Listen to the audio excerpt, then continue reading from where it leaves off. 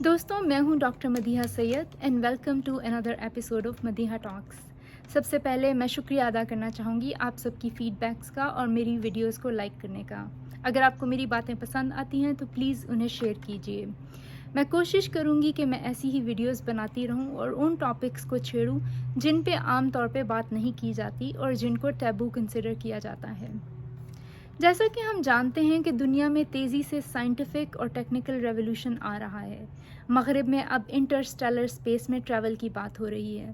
پچھلے ہی دنوں یہ بات منظر عام پر آئی کہ فنگس یعنی کہ مولڈ قوت حافظہ یعنی کہ میموری یا ذہن نہ رکھتے ہوئے بھی میموریز کو سٹور کرنے کی صلاحیت رکھتی ہے، یعنی کہ یادداشت کو محفوظ کرنے کی صلاحیت رکھتی ہے۔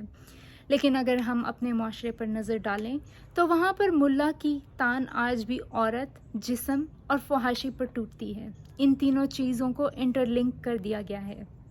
کارل مارکس کے مطابق کسی بھی مذہب کا ملا بنیاد پرست، نسل پرست، عورت مخالف، سائنس مخالف اور عدم برداشت کا حامی ہوتا ہے، یعنی کہ سیکسسٹ، ریسسٹ، فنڈامنٹلسٹ، انٹالرنٹ اور اینٹی سائنس ہوتا ہے۔ ہمارے معاشرے میں کیونکہ ایک پیٹریارکل سوسائٹی ہے، مردوں کو ایک واضح برتری حاصل ہے۔ 2017 میں عورت مارچ کے وقت عورتیں ایک بہت ہی پاورفل سلوگن سامنے لے کر آئیں، یعنی کہ میرا جسم میری مرضی۔ اس کے پیچھے بہت ہی گہری فلسفی ہے۔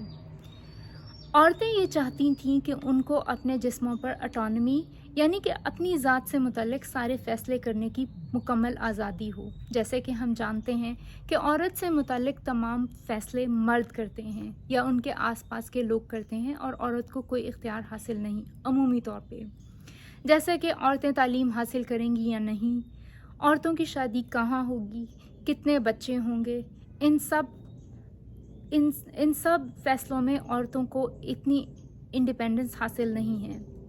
اگر عورت کسی ایسی جگہ پہ شادی نہ کرنا چاہے جہاں اسے منظور نہ ہو تو اس پر تیزاب پھینک دیا جاتا ہے۔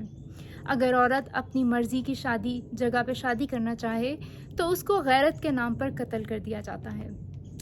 ایسا نہیں ہے کہ مغرب میں عورتوں کو تمام حقوق حاصل ہیں۔ مغرب میں بھی ایسی اسٹیٹس جہاں پہ ریپبلکنز یعنی کہ جو کہ فنڈامنٹلسٹ کنسیڈر ہوتے ہیں اور زیادہ مذہبی ہوتے ہیں، عورتیں آج بھی ریپروڈکٹیو رائٹس کے لیے کوشاں ہیں۔ 20ویں صدی کے اوائل میں شروع ہونے والی فیمنسٹ موومنٹ کے بعد 10 دسمبر 1948 میں یونائٹڈ نیشنز نے انٹرنیشنل ہیومن رائٹس لاء کے ذریعے یونائٹڈ نیشن کی ڈیکلریشن میں اس بات کو شامل کیا: All human beings are born free and equal in dignity and rights, and that everyone is entitled to all the rights and freedoms set forth in this declaration. یعنی کہ تمام انسان برابر اور آزاد ہیں حقوق اور عزت کے معاملے میں، اور ہر شخص کو مکمل آزادی حاصل ہے اپنے تمام حقوق کے لیے۔ جیسا کہ ہم جانتے ہیں کہ میرا جسم اور میری مرضی کے نعرے کے مقابلے میں پاکستان میں ایک بہت ہی شرمناک قسم کا نعرہ سامنے آیا، جو کہ تھا میری آنکھیں میری مرضی۔ بدقسمتی سے اس نعرے میں چھپی ہوئی بہت ساری آئرنیز ہیں اور میں آج ان پر بات کروں گی۔ سب سے پہلی آئرنی تو وہ ہے جو اس نعرے میں چھپا ہوا تھریٹ ہے۔ اس نعرے میں عورتوں کو یہ دھمکایا گیا ہے کہ اگر وہ اپنے حقوق کے لیے میدان میں آئیں گی تو مردوں کو پورا اختیار حاصل ہے کہ وہ انہیں تاڑیں۔ ہم جانتے ہیں کہ پاکستانی معاشرے میں عورتوں کو طرح طرح سے سیکشولی ہراساں کیا جاتا ہے، یعنی کہ جنسی طور پہ ہراساں کیا جاتا ہے۔ سیکشول ہراسمنٹ کی کئی ٹائپس ہیں، ویژول بھی ہو سکتی ہے، وربل بھی ہو سکتی ہے اور فزیکل بھی، یعنی کہ آپ آنکھوں سے بھی کسی کو جنسی طور پہ ہراساں کر سکتے ہیں، اس کو فزیکلی ٹچ کر کے یا ہاتھ لگا کے بھی ہراساں کر سکتے ہیں، یا کسی بھی جملے کے ذریعے بھی آپ کسی کو سیکشولی ہراساں یا انٹیمیڈیٹ کر سکتے ہیں۔ ہمارے معاشرے میں یہ بہت عام ہے۔ شاید ہی کوئی ایسی خاتون ہو جو کہ 20 سال کی عمر تک پہنچی ہو اور اسے سیکشول ہراسمنٹ کا ایکسپیرینس نہ ہوا ہو، بدقسمتی سے۔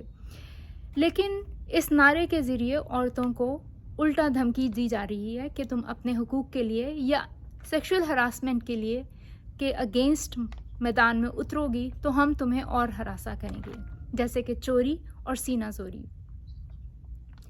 میری آنکھیں میری مرضی کی دوسری آئرنی یہ ہے کہ lack of personal space, lack of knowledge of personal space. Personal space کیا ہے؟ Personal space is a physical space immediately surrounding someone to which encroachment feels threatening or uncomfortable۔ اس کی عام وضاحت ایسے ہوگی کہ آپ کسی بھی شخص کے ارد گرد ایک فرضی لائن کھینچیں، یعنی فرضی دائرہ کھینچیں، اور اس دائرے کے اندر کی جو اسپیس ہوگی وہ اس شخص کی اپنی پرسنل اسپیس ہے۔ اس دائرے کے اندر اگر آپ اس شخص کو ہاتھ لگائیں یا اسے ویژولی یا آنکھوں سے دیکھیں یا تاڑیں تو وہ اس کی پرسنل اسپیس میں مداخلت یعنی کہ انکروچمنٹ یا انٹروژن ہوگی، کنسیڈر ہوگی۔ مغربی معاشرے میں آپ کسی بھی شخص کو 15 سیکنڈ سے زیادہ گھور نہیں سکتے کیونکہ اس کو ہراسمنٹ کنسیڈر کیا جائے گا۔ اگر آپ کسی بس یا سب وے میں سفر کر رہے ہوں اور آپ مسلسل کسی شخص کو گھورتے چلے جائیں تو ہو سکتا ہے وہ شخص تھریٹنڈ فیل کرے اور پولیس کو بلا لے، ہو سکتا ہے کہ آپ اریسٹ ہو جائیں۔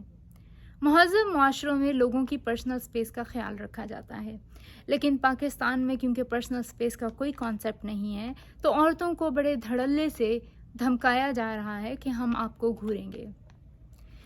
اس میری آنکھیں میری مرضی نعرے کی جو تیسری آئرنی ہے وہ ہے derogatory humour as a delegitimisation strategy, یعنی کہ اس طرح کے سستے ٹھٹھے مذاق کے ذریعے آپ کسی بھی شخص کو ٹریویلائز کریں یا اس کو ڈی ہیومنائز کریں، یعنی کہ جو بھی مقصد لے کے وہ شخص آیا ہے آپ اس کو ہنسی مذاق میں اڑا کے اس مقصد کی جو اہمیت ہے اس کو ڈی ویلیو کرنے کی کوشش کریں۔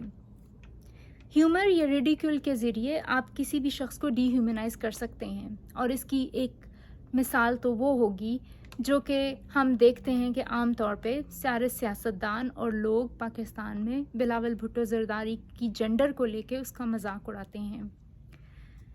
ایسے مذاق کے ذریعے کوشش کی جاتی ہے کہ بلاول بھٹو زرداری کو ڈی ہیومنائز کیا جائے۔ بلاول زرداری کا اس نے کوئی ایک ایسا، آپ کو نہیں پتا اس نے کام کیا کیا ہے، دنیا کے سائنسدان گھبرا گئے ہیں جو بلاول زرداری ایک تھیوری لے کے آیا ہے۔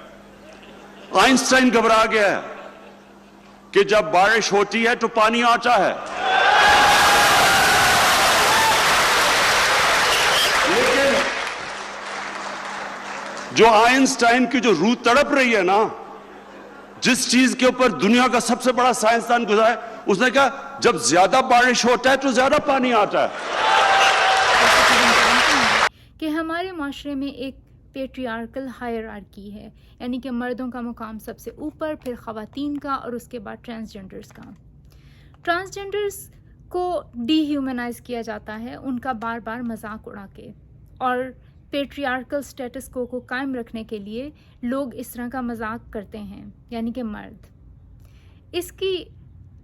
اس طرح کے ڈیروگیٹری مذاق کے ذریعے آپ ڈسکریمنیٹ بھی کرتے ہیں لوگوں کو، یعنی کہ خواتین کو کوشش کی جا رہی ہے کہ ان کو ڈی ہیومنائز کیا جائے، ڈسکریمنیٹ کیا جائے اور ڈی ویلیو کیا جائے۔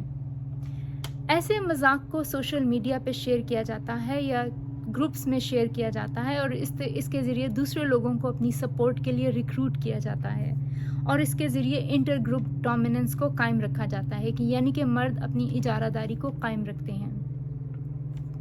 دوستوں، کسی بھی معاشرے میں مذاق کے کچھ اصول ہوتے ہیں اور ان کی کچھ باؤنڈریز ہوتی ہیں۔